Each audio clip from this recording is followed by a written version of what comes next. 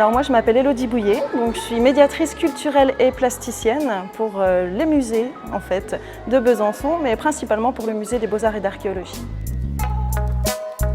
C'est une toile en fait qui nous a été prêtée par le musée d'Orsay pour fêter les 150 ans de l'impressionnisme, en fait, d'une grande exposition qui avait eu lieu en 1874. Donc ça fait exactement 150 ans. Cette toile, elle nous a été prêtée à la demande de la directrice, celle-ci particulièrement parce qu'elle représente Courbet et nous, dans notre musée, on a Courbet effectivement au 19e siècle.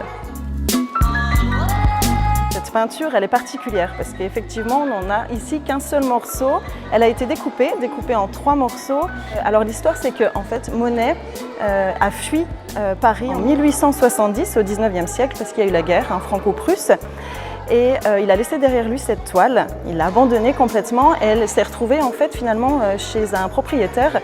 Et cette toile s'est abîmée, elle est restée coincée dans les greniers. La pourriture a fait son effet et la moisissure aussi. Et lorsque Monet est rentré, il a enfin pu récupérer la toile, sauf qu'il a dû la découper parce qu'elle était vraiment abîmée. Il n'a gardé que le centre. Le centre, c'était vraiment ce qu'il préférait, ce qu'il aimait le plus important forcément.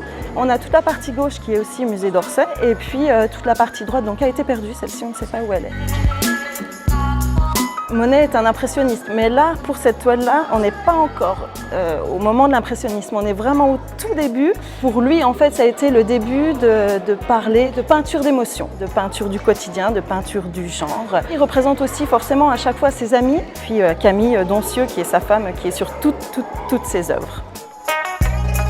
Ce qui me plaît le plus, c'est qu'elle soit inachevée, qu'elle ne soit pas terminée et qu'elle soit si importante. Parfois, un dessin, même s'il n'est pas arrivé jusqu'au bout, ça peut s'arrêter là et ça peut être grandiose quand même. Les mains ne sont pas totalement bien faites, l'ombrelle, on ne sait pas vraiment que c'est une ombrelle, les verres ne sont pas très bien faits. Qu'est-ce qu'il aurait voulu faire après?